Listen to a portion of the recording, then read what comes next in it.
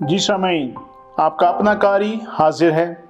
ابن صفی کی عمران سیریز کی اگلی کتاب چٹانوں میں فائر کی نئی ایپیسوڈ کے ساتھ مجھے امید ہے کہ آپ یقیناً اردو ادب کی اس منفرد تخلیق سے لطف اندوز ہو رہے ہوں گے۔ اگر آپ نے اس سے پہلے والی ایپیسوڈز نہیں سنی تو ہمارے چینل کی پلے لسٹ میں جائیں اور پچھلی تمام ایپیسوڈز کو سنیں تاکہ آپ اس سے اور زیادہ لطف اندوز ہو سکیں۔ آئیے سنتے ہیں عمران سیریز کی نئی ایپیسوڈ۔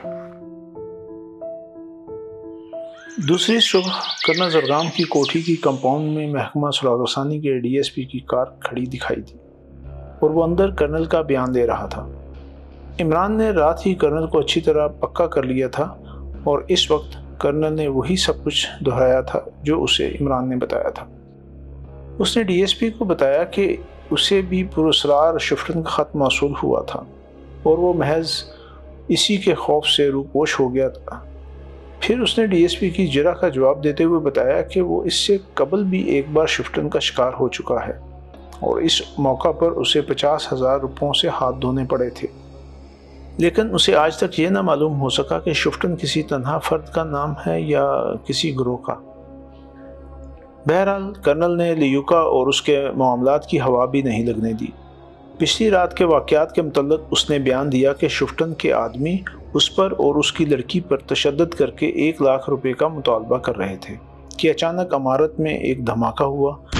شفٹن کے آدمی بدحواس ہوئے، اس طرح انہیں نکل آنے کا موقع مل گیا، اور چونکہ اس کا سیکرٹری عمران پہلے ہی سے صوفیہ کی تلاش میں ادھر کے چکر کاٹ رہا تھا، اس لیے اس نے فوراً ہی اس کی مدد کی۔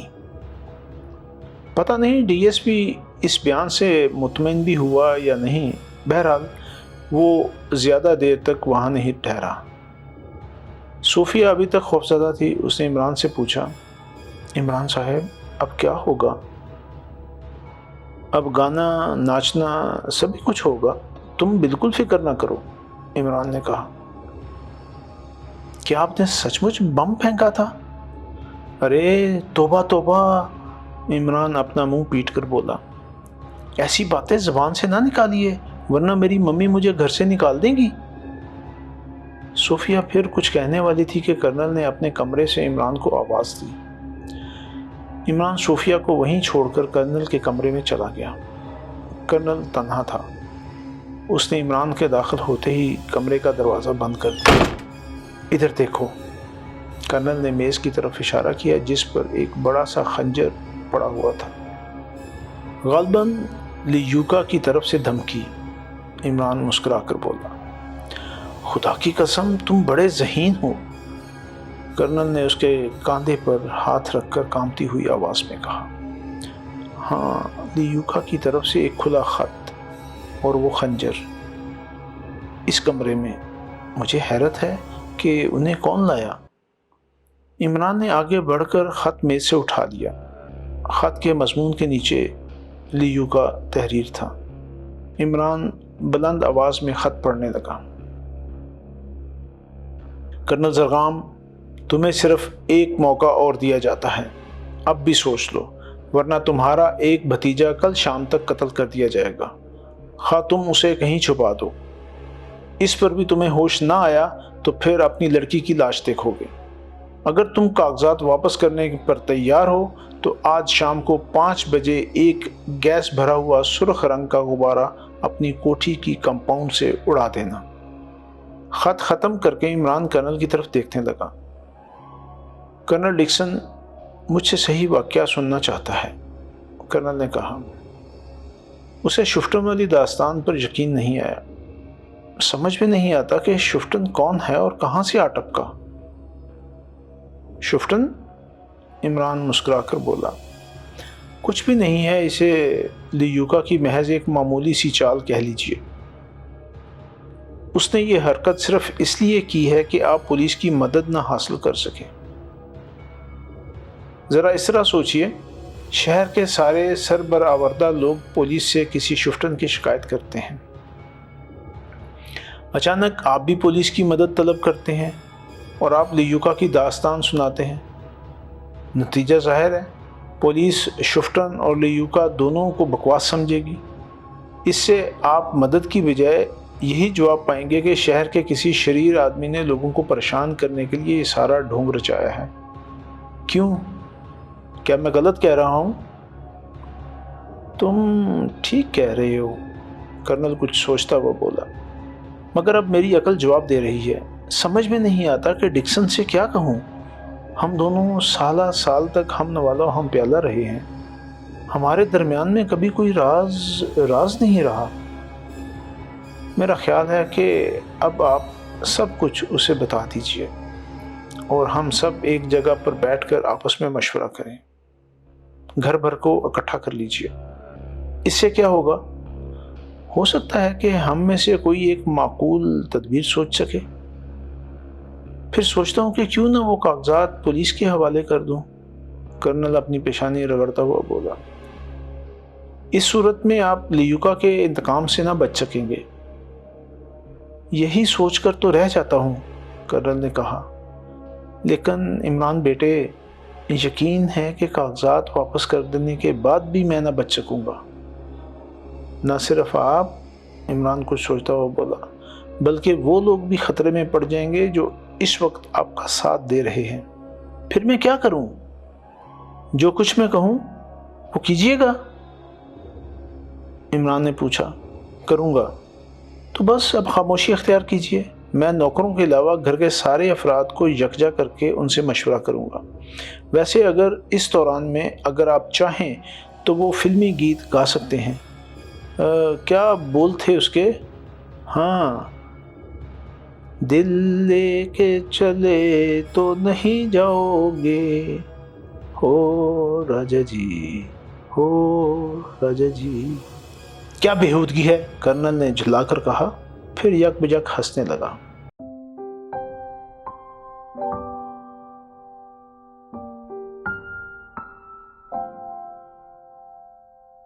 اسی دن 5 بجے شام کو سرخ رنگ کا ایک گیس بھرا غبارہ کرنل کی کوٹھی کی کمپاؤنڈ سے فضا میں بلند ہو رہا تھا۔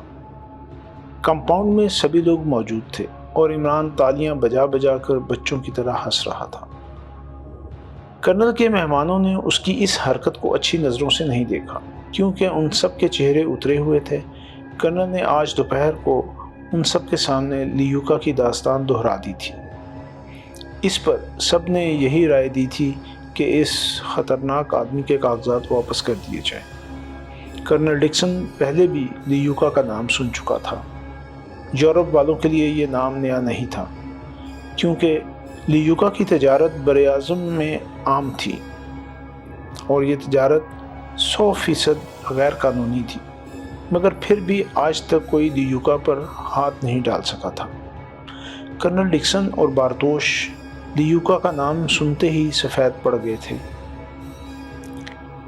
رات کے کھانے کے وقت سے پہلے ہی لیوکا کی طرف سے جواب آ گیا، بالکل اسی پر اسرار طریقے پر جیسے صبح والا پیغام موصول ہوا تھا۔ عارف نے ایک دروازے کی چوکھٹ میں خنجر پیوست دیکھا، جس کی نوک کاغذ کے ایک ٹکڑے کو چھیدتی ہوئی چوکھٹ میں گھس گئی تھی۔ کاغذ کا یہ ٹکڑا دراصل لیوکا کا خط تھا، جس میں کرنل کو تاکید کی گئی تھی کہ وہ دوسرے دن ٹھیک 9 بجے ان کاغذات کو دیو گڑھی والی مشہور سیاہ چٹان کے کسی رخنے میں خود رکھ دے یا کسی سے رکھوا دے۔ لیوکا کی طرف سے یہ بھی لکھا گیا تھا کہ اگر کرنل کو کسی قسم کا خوف محسوس ہو تو وہ اپنے ساتھ جتنے آدمی بھی لانا چاہے لا سکتا ہے، البتہ فریب دہی کی صورت میں اسے کسی طرح بھی معاف نہ کیا جا سکے گا۔ کھانے کی میز پر اس خط کے سلسلے میں گرما گرم بحث چھڑ گئی۔ کیا لیوکا بھوت ہے؟ کرنل ڈکسن کی لڑکی مارتھا نے کہا۔ آخر یہ خطوط یہاں کیسے آتے ہیں؟ اس کا مطلب تو یہ ہے لیوکا کا کوئی آدمی نہیں بلکہ روح ہے۔ ہاں، عمران سر ہلا کر بولا، ہو سکتا ہے۔ یقیناً وہ کسی افیونی کی روح ہے جس نے عالم ارواح میں بھی منشیات کی ناجائز تجارت شروع کر دی ہے۔ ایک تجویز میرے ذہن میں ہے، بارتوش نے کرنل زرغام سے کہا، لیکن بچوں کے سامنے میں اس کا تذکرہ ضروری نہیں سمجھتا۔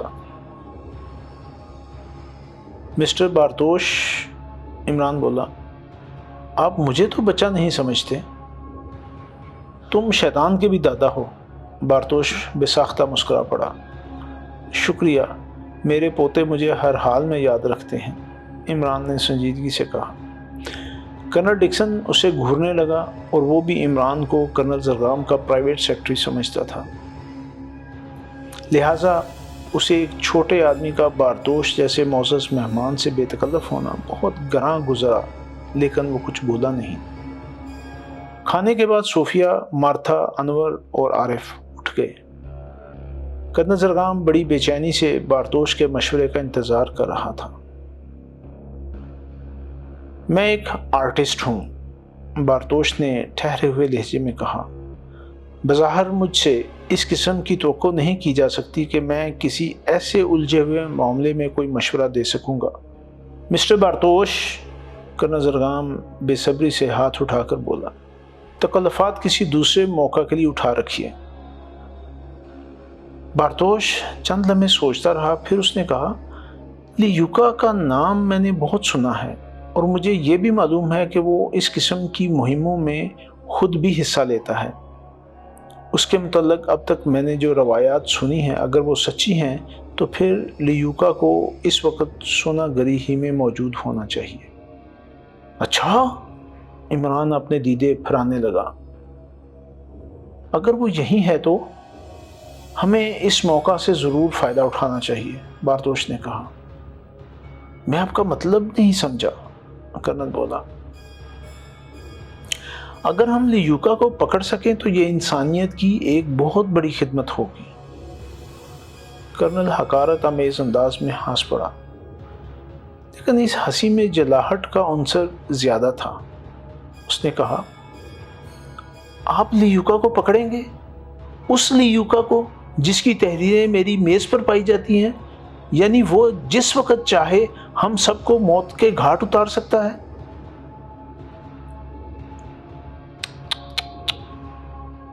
بارتوش نے برا سا منہ بنا کر کہا،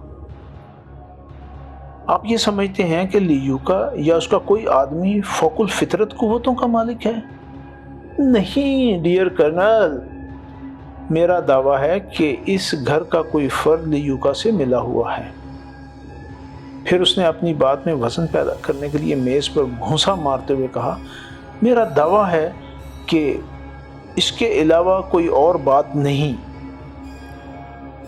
کمرے میں سناٹا چھا گیا۔ کرنل زرگام سانس روکے ہوئے بارتوش کی طرف دیکھ رہا تھا۔ میں مسٹر بارتوش سے متفق ہوں، عمران کی آواز سنائی دی۔ اس کے بعد پھر سکوت طاری ہو گیا۔ آخر کرنل زرگام گلا صاف کر کے بولا، وہ کون ہو سکتا ہے؟ کوئی بھی ہو، بارتوش نے لاپرواہی سے اپنے شانوں کو جنبش دی۔ جب واسطہ لیوکا سے ہو تو کسی پر بھی اعتماد نہ کرنا چاہیے۔ آپ سے غلطی ہوئی تھی کرنل صاحب، عمران نے کرنل زرگام سے کہا۔ آپ کو مسٹر بارتوش سے پہلے ہی تبادلہ خیال کرنا چاہیے تھا۔ لیوکا کے متعلق ان کی معلومات بہت وسیع معلوم ہوتی ہیں، قطعی وسیع ہیں۔ میں لیوکا کے متعلق بہت کچھ جانتا ہوں۔ ایک زمانے میں میری زندگی انتہائی ارذل طبقے میں گزری ہے، جہاں چور، بدماش اور ناجائز تجارت کرنے والے عام تھے۔ زندگی کے اسی دور میں مجھے لیوکا کے متعلق بہت کچھ سننے کا اتفاق ہوا تھا۔ کرنل، کیا تم یہ سمجھتے ہو کہ لیوکا ان کاغذات کو اپنے آدمیوں کے ذریعے حاصل کرے گا؟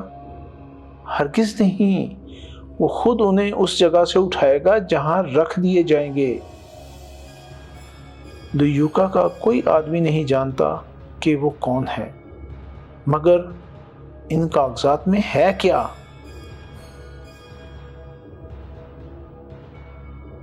جہاں تک میرا خیال ہے ان میں کوئی ایسی چیز نہیں جس سے لیوکا کی شخصیت پر روشنی پڑ سکے، کرنل زرگام نے کہا۔ واہ، عمران گردن جھٹک کر بولا، جب آپ چینی اور جاپانی زبانوں سے واقف نہیں ہیں تو یہ بات اتنے وثوق کے ساتھ کیسے کہہ رہے ہیں؟ چینی؟ اور جاپانی زبانیں؟ بارتوش کسی سوچ میں پڑ گیا. پھر اس نے کہا, کیا آپ مجھے وہ کاغذات دکھا سکتے ہیں؟ ہرگز نہیں, کرنل نے نفی میں سر ہلا کر کہا. یہ ناممکن ہے. میں انہیں ایک پیکٹ میں رکھ کر سیل کرنے کے بعد لیوکا کی بتائی ہوئی جگہ پر پہنچا دوں گا. آپ انسانیت پر ظلم کریں گے, بارتوش نے پرجوش لہجے میں کہا. بہتر طریقہ یہ ہے کہ آپ خود کو پولیس کی حفاظت میں دے کر کاغذات اس کے حوالے کر دیں. مسٹر بارتوش, میں بچہ نہیں ہوں, کرنل نے تلخ لہجے میں کہا. کاغذات عرصہ دراز سے میرے پاس محفوظ ہیں. اگر مجھے پولیس کی مدد حاصل کرنی ہوتی تو کبھی کا کر چکا ہوتا. پھر آخر انہیں اتنے دنوں روکے رکھنے کا کیا مقصد تھا؟ مقصد صاف ہے, کرنل ڈکسن پہلی بار بولا. زرگام محض اسی بنا پر ابھی تک زندہ ہے کہ وہ کاغذات ابھی تک اس کے قبضے میں ہیں. اگر لیوکا کا ہاتھ ان پر پڑ گیا ہوتا تو زرگام ہم میں نہ بیٹھا ہوتا. ٹھیک ہے, بارتوش نے کچھ سوچتے ہوئے سر ہلایا. لیکن تمہاری اسکیم کیا تھی؟ کرنل زرگام نے بے صبری سے کہا. ٹھہرو, میں بتاتا ہوں, بارتوش نے چند لمحے خاموش رہنے کے بعد کہا. لیوکا بتائی ہوئی جگہ پر تنہا آئے گا, مجھے یقین ہے. اگر وہاں کچھ لوگ پہلے ہی سے چھپا دیے جائیں تو تجویز معقول ہے, عمران سر ہلا کر بولا. لیکن ابھی آپ کہہ چکے ہیں کہ خیر ہٹائیے اسے. مگر بلی کی گردن میں گھنٹی باندھے گا کون؟ کرنل صاحب پولیس کو اس معاملے میں ڈالنا نہیں چاہتے, اور پھر یہ بھی ضروری نہیں کہ وہ بلی چپ چاپ گلے میں گھنٹی بنوا ہی لے. تم مجھے وہ جگہ دکھاؤ, پھر میں بتاؤں گا کہ بلی کے گلے میں گھنٹی کون باندھے گا, بارتوش نے اکڑ کر کہا. تھوڑی دیر خاموشی رہی, پھر وہ سرگوشیوں کے سے انداز میں مشورہ کرنے لگے. آخر یہ طے پایا کہ وہ لوگ اسی وقت چل کر دیوگڑھ کی سیاہ چٹان کا جائزہ لیں. کرنل زرگام ہچکچا رہا تھا, لیکن عمران کی سرگرمی دیکھ کر اسے بھی ہاں میں ہاں ملانی پڑی. وہ اب عمران کی حماقتوں پر بھی اعتماد کرنے لگا تھا. رات کی تاریکی تھی. کرنل زرگام, کرنل ڈکسن, بارتوش اور عمران دشوار گزار راستوں پر سے چکراتے ہوئے دیوگڑھ کی طرف بڑھ رہے تھے. ان کے ہاتھوں میں چھوٹی چھوٹی ٹارچیں تھیں جنہیں وہ اکثر روشن کر لیتے تھے. ڈکسن, زرگام اور بارتوش مسلح تھے, لیکن عمران کے متعلق وثوق سے کچھ نہیں کہا جا سکتا تھا, کیونکہ بظاہر تو اس کے ہاتھ میں ایئر گن نظر آ رہی تھی, اور ایئر گن ایسی کوئی چیز نہیں جس کی موجودگی میں کسی آدمی کو مسلح کہا جا سکے. سیاہ چٹان کے قریب پہنچ کر وہ رک گئے. یہ ایک بہت بڑی چٹان تھی. اندھیرے میں وہ بہت زیادہ مہیب نظر آ رہی تھی, لیکن اس کی بناوٹ کچھ اس قسم کی تھی کہ وہ دور سے کسی بہت بڑے اژدہے کا پھیلا ہوا منہ معلوم ہوتی تھی. تقریباً آدھے گھنٹے تک بارتوش اس کا جائزہ لیتا رہا. پھر اس نے آہستہ سے کہا, بہت آسان ہے, بہت آسان ہے. ذرا ان غاروں کی طرف دیکھو. ان میں ہزاروں آدمی بیک وقت چھپ سکتے ہیں. ہمیں ضرور اس موقع سے فائدہ اٹھانا چاہیے. لیوکا کے لیے صرف ایک آدمی کافی ہوگا, عمران نے کہا. میں آج تک سمجھ ہی نہیں سکا کہ تم کس قسم کے آدمی ہو, بارتوش جھنجھلا گیا. کیا میں نے کسی قسم سے ہٹ کر کوئی بات کہی ہے؟ عمران نے سنجیدگی سے کہا. فضول باتیں مت کرو, کرنل ڈکسن نے کہا. اچھا, تو آپ ہزاروں آدمی کہاں سے مہیا کریں گے, جبکہ کرنل زرگام پولیس کو بھی درمیان میں نہیں لانا چاہتے؟ پولیس کو درمیان میں لانا پڑے گا, بارتوش بولا. ہرگز نہیں, کرنل زرگام نے سختی سے کہا. پولیس مجھے یا میرے گھر والوں کو لیوکا کے انتقام سے نہ بچا سکے گی. تب تو پھر کچھ بھی نہیں ہو سکتا, بارتوش مایوسی سے بولا. میں یہی چاہتا ہوں کہ کچھ نہ ہو, کرنل زرگام نے کہا. تھوڑی دیر تک خاموشی رہی, پھر یک بیک عمران نے کہا لگا کر کہا, تم سب پاگل ہو گئے. میں تم سب کو گدھا سمجھتا ہوں۔ پھر اس نے ایک طرف اندھیرے میں چھلانگ لگا دی۔ اس کے کہکے کی آواز سناٹے میں گونجتی ہوئی آہستہ آہستہ دور ہوتی جا رہی تھی۔ کیا یہ سچ مچ پاگل ہے؟ کرنل ڈکسن بولا، یا پھر خود ہی لیوکا تھا؟ کسی نے جواب نہ دیا۔ ان کی ٹارچوں کی روشنیاں دور دور تک اندھیرے کے سینے میں پیوست ہو رہی تھیں، لیکن انہیں عمران کی پرچھائیاں بھی نہ دکھائی دیں۔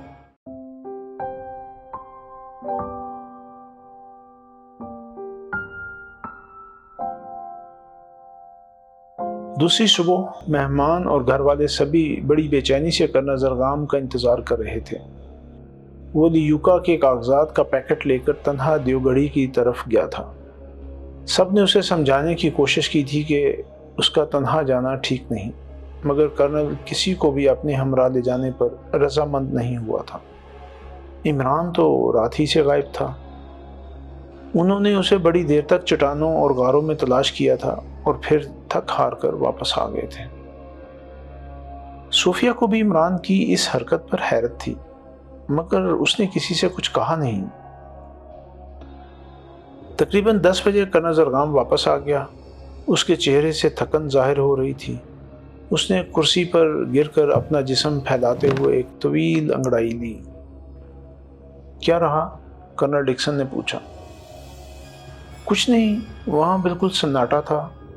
میں پیکٹ ایک محفوظ مقام پر رکھ کر واپس آ گیا، زرغام نے کہا۔ تھوڑی دیر خاموش رہا، پھر کہنے لگا، وہاں سے صحیح سلامت واپس آ جانے کا مطلب یہ ہے کہ اب لیوکا مجھے یا میرے خاندان والوں کو کوئی نقصان نہیں پہنچائے گا۔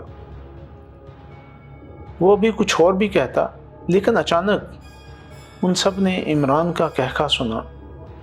وہ کاندھے سے ایئر گن لٹکائے ہاتھ جلاتا ہوا کمرے میں داخل ہو رہا تھا۔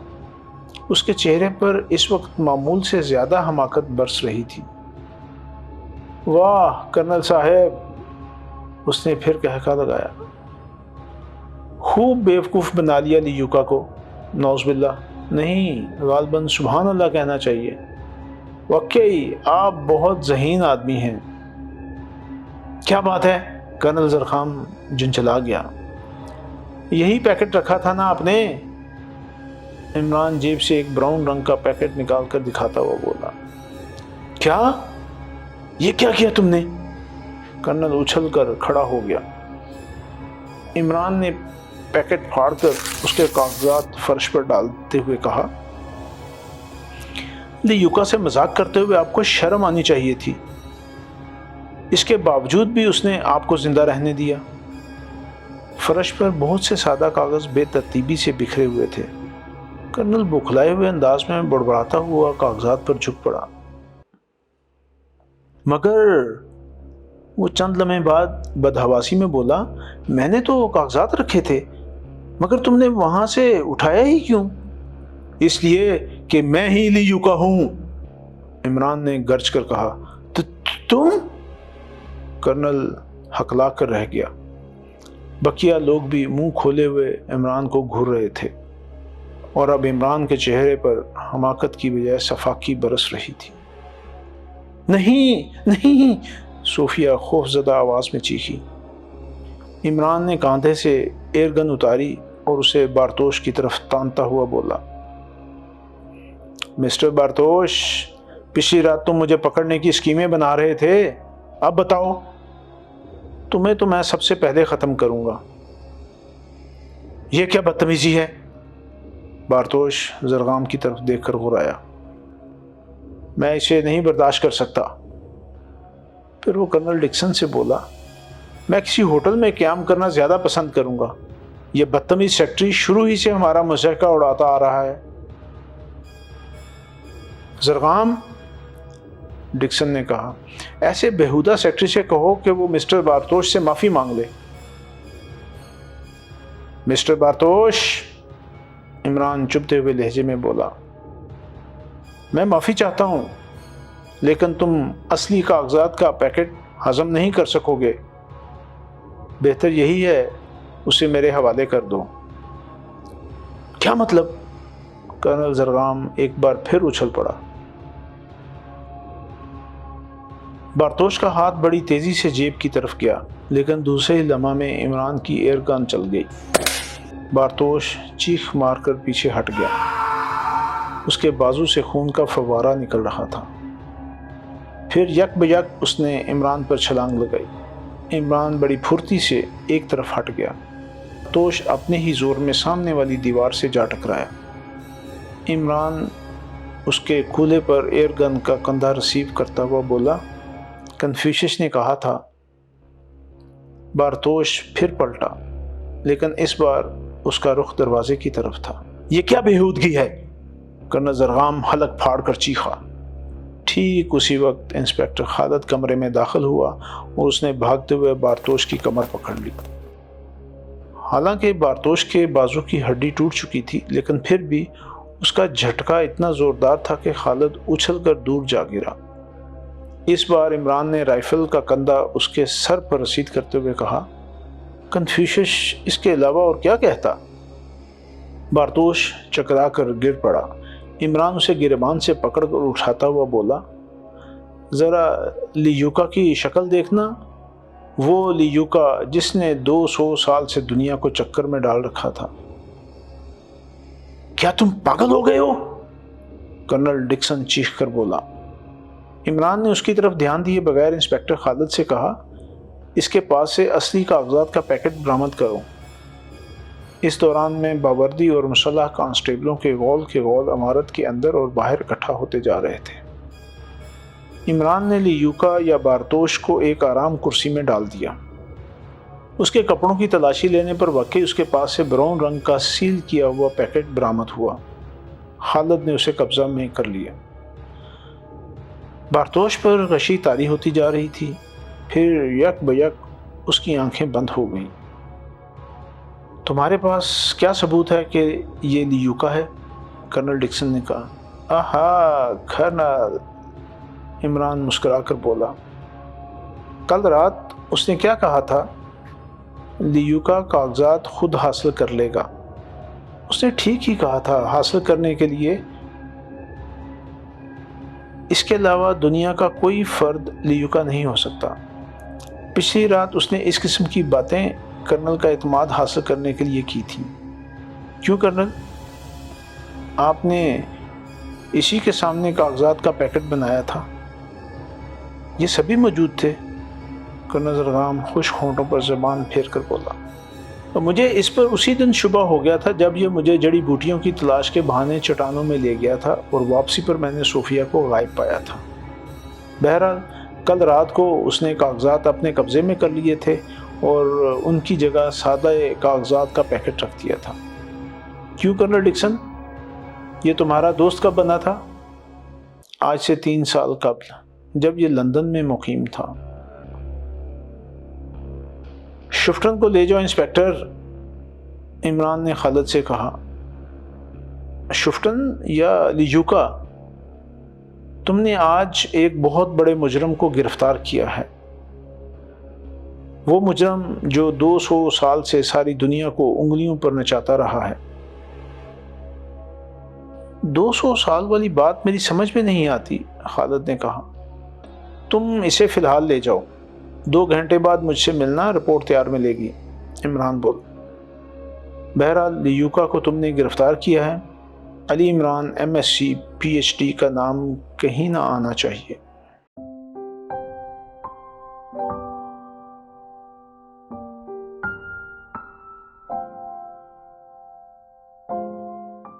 وہ شام کم از کم کرنل زرغام کے لیے خوشگوار تھی۔ حالانکہ کرنل ڈکسن کو بھی اب بارتوش کے پردے میں لیوکا کے وجود کا یقین آ گیا تھا، مگر پھر بھی اس کے چہرے پر مرونی چھائی ہوئی تھی۔ پتہ نہیں اسے اس اچانک حادثہ کا صدمہ تھا یا اس بات کی شرمندگی تھی کہ وہ زرغام کے دشمنوں کو اس کا مہمان بنا کر لایا تھا۔ چائے کی میز پر صوفیہ کے قہقہے بڑے جاندار معلوم ہو رہے تھے۔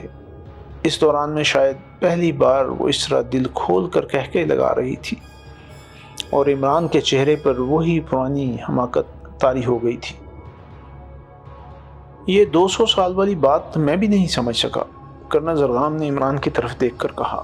200 سال تو بہت کم ہیں، جو طریقہ لیوکا نے اختیار کر رکھا تھا اس کے تحت اس کا نام ہزاروں سال تک زندہ رہتا۔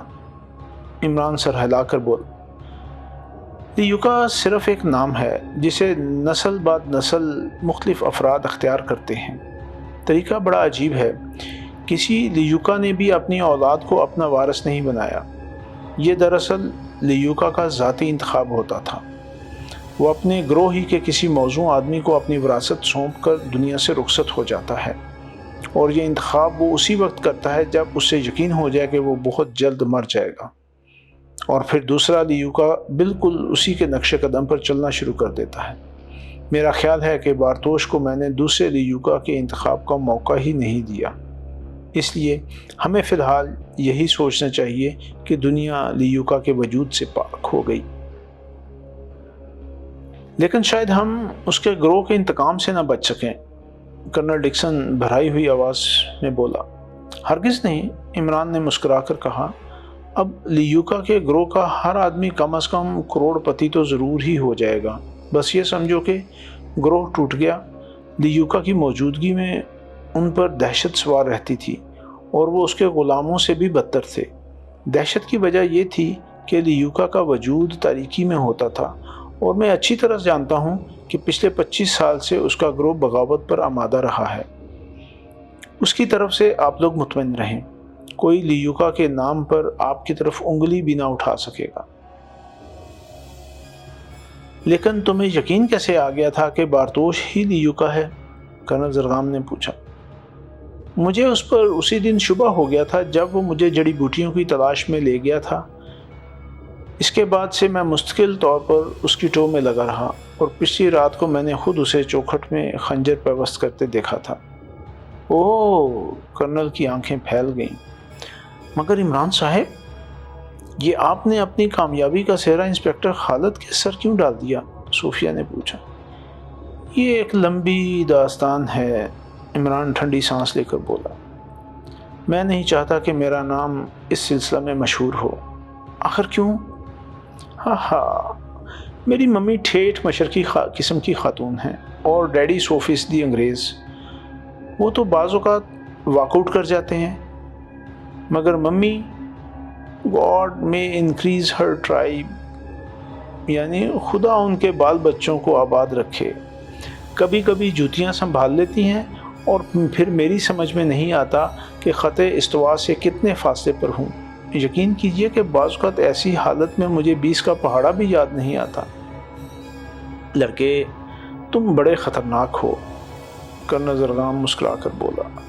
مگر آخر یہ تمہاری ایئر گن کیا بلا ہے جس نے بارتوش کا ایک بازو توڑ دیا؟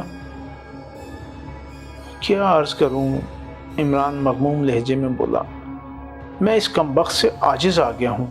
اس میں سے کبھی کبھی .22 بور کی گولیاں نکل پڑتی ہیں، ہے نا حماقت؟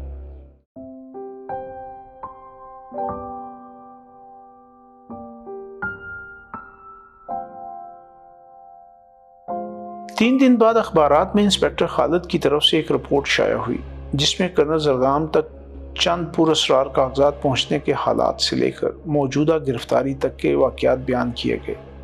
آخر میں ان کاغذات کی نوعیت پر بحث کرتے ہوئے کہا گیا کہ اگر کرنل زرغام چینی اور جاپانی زبانوں سے نابلد نہ ہوتا، یا اگر وہ کاغذات کسی ایسے آدمی تک لے جائے گئے ہوتے جس کے لیے یہ دونوں زبانیں اجنبی نہ ہوتی، تو لیوکا کی شخصیت کافی حد تک روشنی میں آ گئی ہوتی۔ ان کاغذات میں ایک چینی سراغر ساں کی رپورٹ بھی شامل تھی، جو چینی محکمہ سراغر ثانی کے ہیڈ کوارٹر کے لیے لکھی گئی تھی۔ اس رپورٹ میں کہا گیا تھا کہ موجودہ لیوکا جاپانی نہیں بلکہ چیکوسلواکیہ کا ایک باشندہ ہے۔ انسپکٹر خالد کے بیان کے مطابق اس چینی کی شخصیت مشتبہ تھی جس سے یہ کاغذات کرنل زرغام کو ملے تھے۔ اس کے متعلق وثوق سے نہیں کہا جا سکتا کہ وہ خود ہی سراغر ساں تھا جس نے یہ رپورٹ لکھی تھی، یا پھر وہ لیوکا کا کوئی آدمی تھا جس نے یہ کاغذات اس سراغر ساں سے حاصل کر کے لیوکا تک پہنچانے تھے۔ انسپکٹر خالد کی رپورٹ میں کسی جگہ بھی عمران کا حوالہ نہیں تھا، لیکن رپورٹ خود عمران ہی نے تیار کی تھی۔ لیوکا بارتوش نے ہوش میں آنے کے بعد نہ صرف اقرار جرم کر لیا بلکہ یہ بات بھی صاف کر دی کہ اب اس کے بعد اس سلسلہ کا کوئی دوسرا لیوکا نہ ہوگا۔ اس کے سر کی چوٹ جان لیوا ثابت ہوئی اور وہ اپنے متعلق کچھ اور بتانے سے پہلے ہی مر گیا۔ جی سامعین، آپ نے عمران سیریز کی نئی ایپیسوڈ سنی۔ مجھے یقین ہے کہ آپ ضرور اس سے محظوظ ہوئے ہوں گے۔ آپ کا قاری آپ سے اجازت چاہتا ہے، مگر جانے سے پہلے ہمارے چینل کو ضرور سبسکرائب کریں، اپنے دوستوں اور دیگر حلقہ احباب میں بھی اسے شیئر کریں۔ ملتے ہیں کچھ دیر کے بعد نئی ایپیسوڈ کے ساتھ۔